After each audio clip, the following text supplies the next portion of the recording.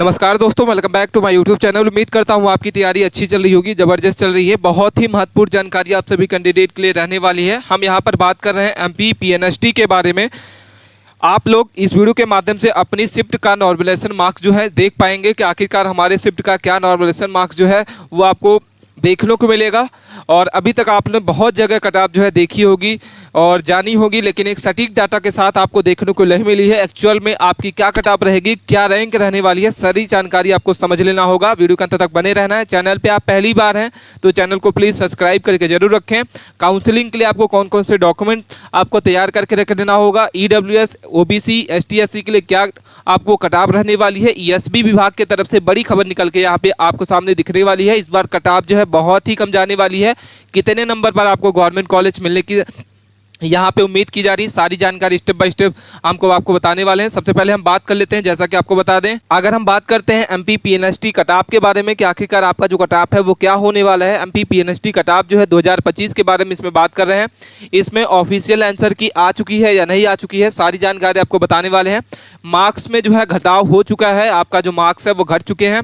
2024 के 25 के पीएनएसटी के बारे में बात करेंगे। 2024 में टोटल जो सीट है आपकी कितनी है, 1340 गवर्नमेंट यहाँ पे सीट देखने को मिली है। 2025 में आपको टोटल सीट जो है 1500 यहाँ पे आपको गवर्नमेंट सीट जो है इस बार देखने को मिलेगी। ऑल शिफ्ट के अगर हम एग्जाम लेवल की बात करते हैं कि आपके ऑल शिफ्ट जो है एग्जाम लेवल क्या रहेगा, टोटल अगर हम बात करते हैं कि टोटल इसमें शिफ्ट कितने हुए थे, तो टोटल 8 दिन आपके जो है, टोटल 8 शिफ्ट आपके जो हुए हैं एग्जाम इस बार हुए हैं। टोटल 4 दिन यहाँ पे आपको देखने को मिलेगा कि आपके टोटल कितने एग्जाम चले हैं, 4 दिन। ठीक है, 8 शिफ्ट में इसका एग्जाम चला है। एग्जाम स्टार्ट कब से हुआ है, तो 24 जून से लेकर 27 जून के बीच में इसका एग्जाम जो है एमपी पीएनएसटी का हुआ है। और क्या अभी तक आंसर की आ चुकी है नहीं आ चुकी है, सारी जानकारी आपको बताने वाले हैं। आपका जो पेपर है वो hard to moderate exam level रहा है। कैसा रहा है, हार्ड टू मॉडरेट यहाँ पे रहा है। अब हम बात कर लेते हैं कि जैसा कि आपका जो पेपर है वो किस शिफ्ट में आपका एग्जाम लेवल कैसा रहा है। तो सबसे पहले हम बात कर देते हैं 24 जून की, क्योंकि 24 जून से ही आपका स्टार्ट जो है। सबसे पहले हम फर्स्ट शिफ्ट की बात करेंगे। सेकंड तो जो फर्स्ट शिफ्ट आपकी रही है उसमें फर्स्ट शिफ्ट में आपका जो ईजी रहा है, और सेकंड शिफ्ट की अगर बात करते हैं तो आपका जो 24 जून का सेकंड शिफ्ट है वो मॉडरेट रहा है। वहीं अगर हम बात करते हैं 24 जून के बाद 25 जून की, तो फर्स्ट शिफ्ट आपका हार्ड रहा है और सेकंड शिफ्ट आपका मॉडरेट रहा है। अगर हम 26 जून की बात करते हैं तो आपका जो 26 जून में फर्स्ट शिफ्ट का हार्ड शिफ्ट रहा है और सेकंड शिफ्ट भी आपका हार्ड रहा है। अगर हम बात कर लेते हैं यहाँ पे 24 के बाद 27 जून की, तो यहाँ पे 27 जून आपको यहाँ पे फर्स्ट शिफ्ट आपका मॉडरेट रहा है और थर्ड शिफ्ट आपका जो सेकंड शिफ्ट है वो आपका हार्ड रहा है। ठीक है, गवर्नमेंट कॉलेज मिलने के लिए आपको कितना मार्क्स लाना होगा, कितने पे आपको, कितने रैंक पर आपको कितनी कॉलेज गवर्नमेंट कॉलेज मिलने वाली है, सेफ स्कोर क्या रहने वाला है, आपका स्कोर क्या है, आप कमेंट करके हमें ज़रूर बताइए कि आपका स्कोर क्या है और रैंक वाइज आपको गवर्नमेंट कॉलेज मिलेगी या नहीं मिलेगी। ये सारी जानकारी आपको समझ लेना होगा। अब हम बात कर लेते हैं आपको यहाँ पे जैसे बता दें कि आपको जो नॉर्मलाइजेशन मार्क्स है वो क्या बढ़ेगा या घटेगा। तो यहाँ पे सबसे पहले हम बात कर लेते हैं नॉर्मलाइजेशन के बारे में कि आपका जो हार्ड शिफ्ट के क्वेश्चन हुए हैं उसमें आपके 6 से 7 नंबर आपको यहाँ पे नॉर्मलाइजेशन मार्क्स जो है देखने को बढ़ के मिलेंगे। ठीक है, अगर हम बात कर लेते हैं यहाँ पे मॉडरेट शिफ्ट की, तो मॉडरेट शिफ्ट में आपको 4 नंबर का नॉर्मलाइजेशन मार्क्स जो है देखने को मिलेगा। और इजी शिफ्ट तो आपकी जो रही है, इजी शिफ्ट आपकी 24 जून की फर्स्ट शिफ्ट रही है, इसमें आपको 2 नंबर आपको यहाँ पे नॉर्मलाइजेशन मार्क्स जो है बढ़ के देखने को मिलेगा। एग्जाम लेवल की अगर बात करते हैं कि आपका एग्जाम लेवल जो है, फिजिक्स आपकी पूछी गई थी, फिजिक्स जो है हार्ड शिफ्ट में पूछी गई थी। केमिस्ट्री की बात करते हैं तो आपकी मीडियम रही है। बायोलॉजी की बात करते हैं तो आपकी मीडियम रही है। और जीके जीएस की अगर बात करते हैं आपके इंग्लिश के लिए, तो इंग्लिश का आपका मीडियम रहा है और जीके जीएस जो है हार्ड पूछा गया था। कैसा रहा है, हार्ड पूछा गया था। ठीक है, अब हम बात कर लेते हैं डॉक्यूमेंट वेरिफिकेशन के लिए आपको क्या क्या डॉक्यूमेंट लगना है। तो हम इसमें दोनों चीज़ कवर करेंगे। सबसे पहले हम बात करते हैं यहाँ पे, जैसा कि आपको दिख रहा होगा कि एमपी पीएनएसटी में काउंसलिंग के लिए आपको कौन कौन से डॉक्यूमेंट जो है लगने वाले हैं। और इसके बाद हम बात करेंगे एमपी पीएनएसटी के इंपॉर्टेंट डॉक्यूमेंट फॉर एडमिशन के लिए। तो आपको काउंसलिंग के लिए कौन कौन से आपको यहाँ पे डॉक्यूमेंट तैयार करके रख लेना होगा, और पीएनएसटी के लिए आपको इंपॉर्टेंट डॉक्यूमेंट रहेगा जो आपको एडमिशन के समय लेके जाना होगा। तो सबसे पहले बात कर लेते हैं काउंसलिंग के लिए। तो आपके पास 10th 12th की मार्कशीट होनी चाहिए, दोनों आपको लगेगी। जाति प्रमाण पत्र आपके पास होना चाहिए। ध्यान देना है कि आपको ये लेटेस्ट रहना चाहिए। बाद आय निवास आपका होना चाहिए, आय निवास आपका लेटेस्ट होना चाहिए। ईडब्ल्यूएस सर्टिफिकेट होना चाहिए। चरित्र प्रमाण पत्र आपका रहना चाहिए। आपको पासपोर्ट साइज फोटो आपकी टोटल 8 होनी चाहिए। आपको फॉर्म का प्रिंट निकलवा के रख लेना होगा। रिजल्ट की प्रिंट आपको होनी चाहिए। एडमिट कार्ड आपके पास होना चाहिए। इसके साथ साथ में आपको आधार कार्ड या पैन कार्ड आपके पास वोटर आईडी कार्ड होनी चाहिए, ये सारे आपको गवर्नमेंट आईडी प्रूफ लेके जाना होगा।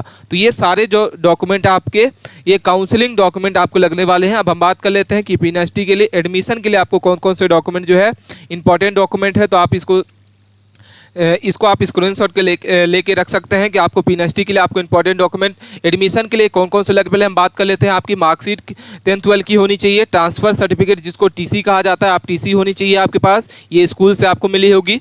इसके बाद एडमिट कार्ड रहेगा आपका, अलॉटमेंट जिस भी कॉलेज में आपका रहेगा अलॉटमेंट आपका रहेगा, सर्टिफिकेट। इसके बाद आपका इनकम रहेगा, कास्ट सर्टिफिकेट लेटेस्ट रहेगा, गैप सर्टिफिकेट अगर है तो गैप सर्टिफिकेट रहेगा, आधार कार्ड आपको यहाँ पे लगने वाला है, आपके पास बॉन्ड रहेगा, मेडिकल सर्टिफिकेट यहाँ पे लगने वाली है, फ़ोटो रहेगी, बैंक पासबुक लगेगी। तो ये सारे डॉक्यूमेंट आपको क्या होगा, पीएनएसटी के एडमिशन के समय आपको ये सारे डॉक्यूमेंट जो है लेके जाना होगा। इसके साथ फ़ोटो के साथ बैंक पासबुक रहेगा, फ़ोटो के बाद पैन कार्ड रहेगा। ये सारी जानकारी आपको समझ लेना होगा स्टेप बाय स्टेप। कोई भी जानकारी आपको नहीं समझ में आई आप हमें कमेंट करके जरूर बताइए। अब हम बात कर लेते हैं कि 2024 के डाटा को थोड़ा सा समझ लेते हैं कि 2024 में आपका जो डाटा है वो क्या रहने वाला है, ठीक है।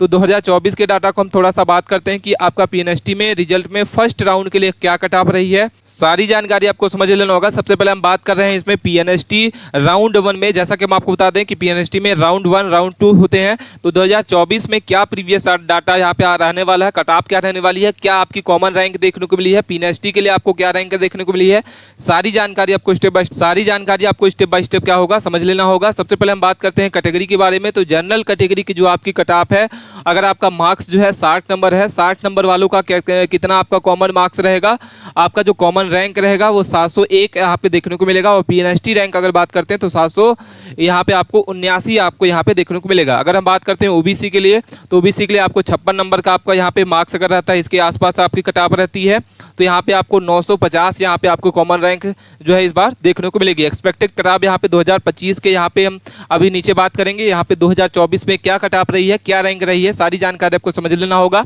पीएनएसटी रैंक के लिए आपको 1005 यहाँ पे देखने को मिलेगी। ईडब्ल्यूएस के लिए आपको यहाँ पे 55 नंबर वालों के लिए 1254 रैंक आपको कॉमन रैंक देखने को मिली है और 1413 आपको पीएनएसटी रैंक आपको देखने को मिली है। एसटी और एसटी की बात करते हैं तो एससी के लिए आपको 45.97 नंबर वालों के स्टूडेंट के लिए आपको 1347 यहाँ पे देखने को मिली है कॉमन रैंक और 1618 जो है पीएनएसटी के लिए आपको रैंक यहाँ पे देखने को मिली है। अगर हम बात करते हैं एसटी के लिए तो 41.11 आपको जितने कैंडिडेट का स्कोर रहा है उनकी जो कट ऑफ यहाँ पे कॉमन रैंक देखने को मिली है 2954 रहेगी और यहाँ पे आपकी पीएनएसटी रैंक जो है 4827 यहाँ पे 87 आपको यहाँ पे देखने को मिली। अब हम बात कर लेते हैं 2025 के डाटा को थोड़ा सा कि 2025 में पीएनएसटी का एक्सपेक्टेड कट ऑफ जो है क्या रहने वाला है, सारी जानकारी आपको समझ लेना होगा। सबसे पहले बात करते हैं ईडब्ल्यूएस की, इसके बाद ईडब्ल्यूएस के बाद आपको यहाँ पे जनरल की क्या कट ऑफ रहेगी, ओबीसी की क्या रहेगी, एसटी एससी की क्या रहेगी।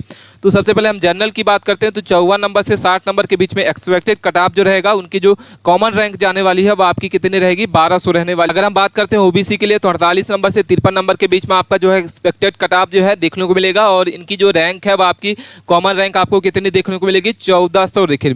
ईडब्ल्यूएस की बात करते हैं तो 47 से 55 नंबर के एक्सपेक्टेड कट ऑफ जो है देखने को मिलेगा और 1800 आपको यहाँ पे देखने को मिलेगी रैंक, ठीक है। और यहाँ पे एसटी एससी की बात करते हैं तो 45 यहाँ से 42 और 46 के बीच में है, 2200 यहाँ पे आपको देखने को मिलेगी रैंक। और अगर हम एसटी की बात करते हैं तो 37 नंबर से 41 नंबर के बीच में आपको देखने को मिलेगी और 4500 यहाँ पे आपको रैंक देखने को मिलती है। अगर हम बात करते हैं गवर्नमेंट कॉलेज आपकी कितने % आपको चांस है गवर्नमेंट कॉलेज मिलने का, तो मेल कैंडिडेट के लिए 99% और फीमेल कैंडिडेट के लिए यहाँ पे आपकी जो सीट रहने वाली है उसमें आपकी जो सीट देखने को मिलेगी फीमेल कैंडिडेट के लिए 100% यहाँ पे आपको चांस है, ठीक है। तो ये सारी जानकारी आपको समझ लेना होगा। अब हम बात कर लेते हैं कि आपका जो स्कोर है, आपको आंसर के बाद रियल स्कोर आपका क्या रहेगा, कमेंट करके हमें जरूर बताना है। मिलते हैं नए टॉपिक के साथ नए वीडियो में। कोई भी डाउट आता है कमेंट करके जरूर बताइए।